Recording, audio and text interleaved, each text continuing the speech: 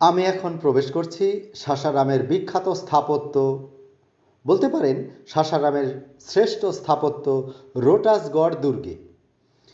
এই পর্বে আমি আপনাদের পৃথিবীর বৃহত্তম দুর্গগুলির মধ্যে একটি অর্থাৎ রোটাসগড় দুর্গ দেখাবো। রোটাসগড় দুর্গের মোট ৮৩টি সিংহদুয়ার রয়েছে, তার মধ্যে এই একটি।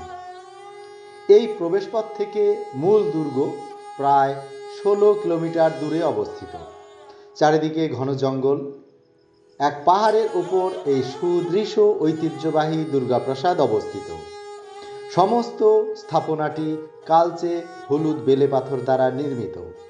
সিংহদুয়ারের উপরে একটি ওয়াচ টাওয়ারের ধ্বংসাবশেষ দেখা যাচ্ছে, যেখান থেকে শত্রুপক্ষের গতিবিধির ওপর লক্ষ্য করা হতো। ফটকের দুই পাশে সৈনিকদের বসবাসের উপযুক্ত ব্যবস্থা ছিল। রোটাসগড় দুর্গের প্রথম ফটক অতিক্রম করে প্রায় ১৬ কিমি পথ পাড়ি দিয়ে দ্বিতীয় ফটকের কাছে এসে উপস্থিত হয়েছি। এই ফটকের উপরে ওঠার সিঁড়ি রয়েছে এবং সন্দেহভাজন ব্যক্তির ওপর নজরদারির জন্য উপযুক্ত ব্যবস্থা আছে। সিঁড়িঘর থেকে নিচে নামলাম, অর্থাৎ ফটক অতিক্রম করলেই দুর্গের সামনে বিশাল খোলা মাঠ।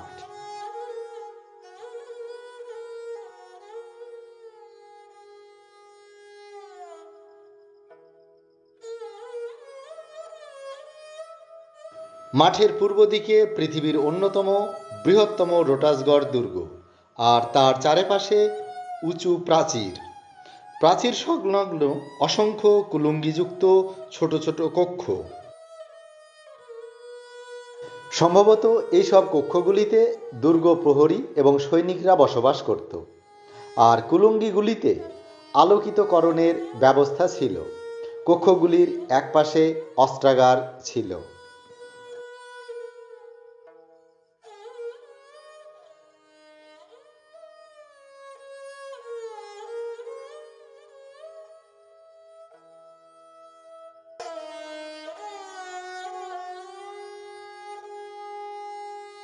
মূল দুর্গে প্রবেশের আগে আপনাদের আরেকটা শিল্পকাজ সম্পর্কে সামান্য ধারণা দিই। প্রাসাদের উপরের দিকটা লক্ষ্য করুন।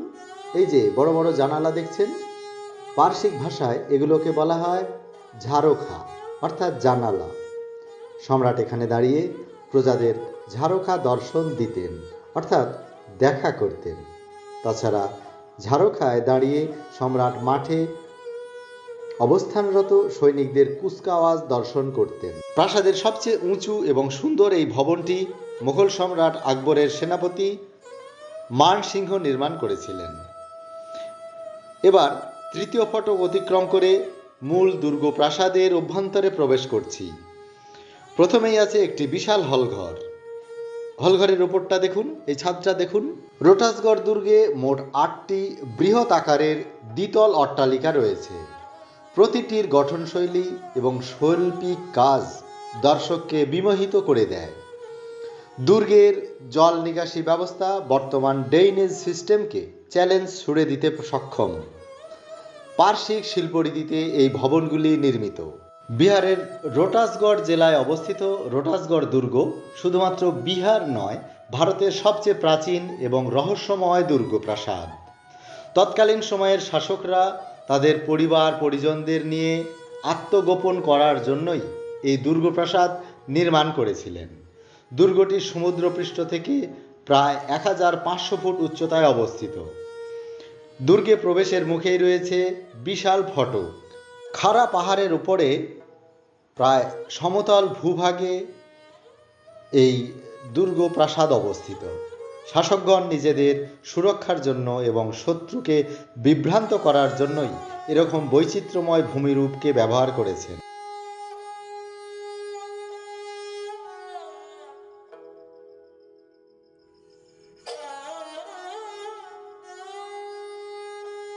স্থানীয় কিংবদন্তি অনুসারে জানা যায়, পৌরাণিক রাজা হরিশ্চন্দ্রের পুত্র রোহিতাসের নাম অনুসারে রোহতাস পাহাড়ের নামকরণ করা হয়েছিল। যাই হোক, রোহিতাশ্বর সম্পর্কে কোনো মূল্যবান তথ্য পাওয়া যায়নি। রোটাসগড় দুর্গ 4টি রাজবংশের অধীনে ছিল। এই চারটি রাজবংশ হল গহদাওয়ালা রাজবংশ, খয়রাওয়ালা রাজবংশ, সুর রাজবংশ এবং মুঘল সাম্রাজ্য।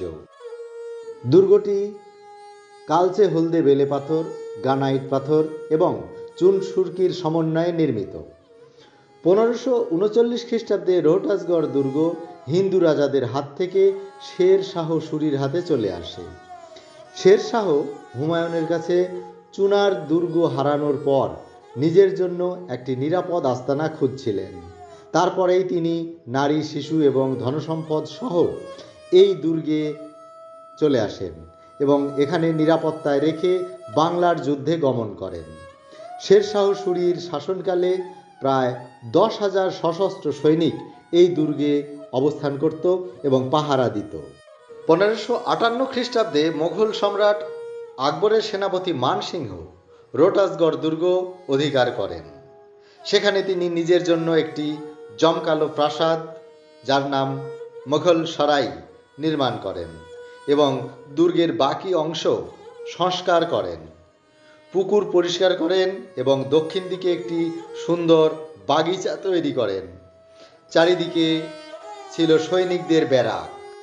মানসিংহের মৃত্যুর পর দুর্গটি সম্রাটের উজির অফিসের নিয়ন্ত্রণে আসে।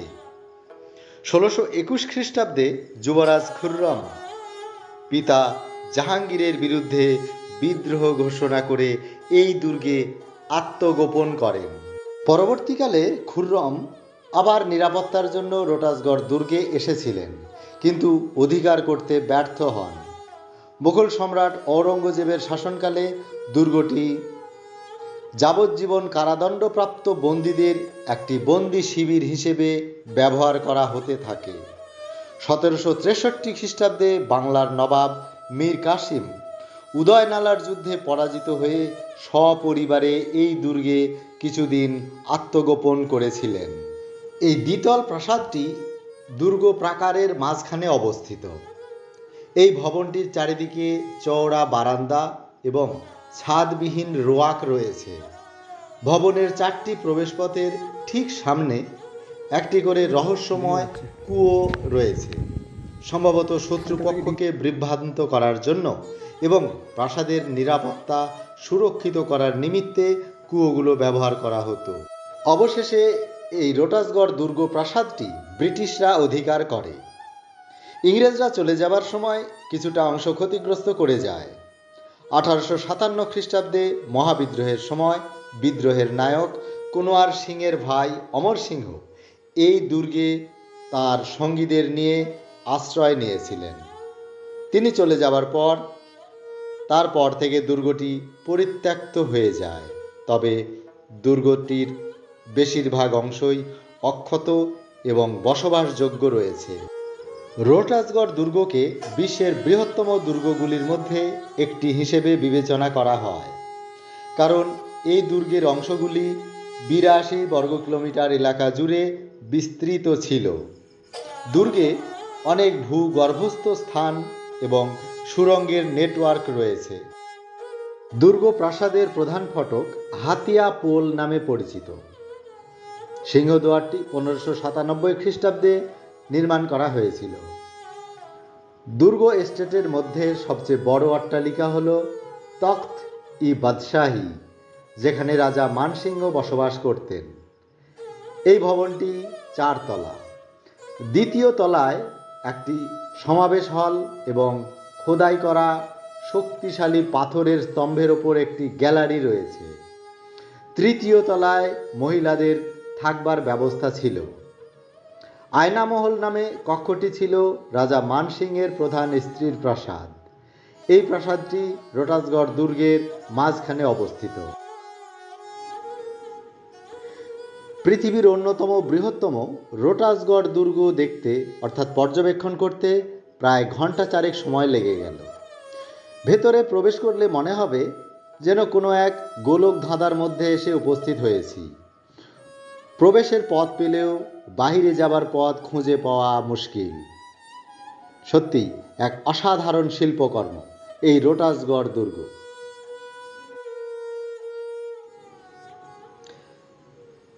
ভাবতে কেমন অবাক লাগে, তাই না?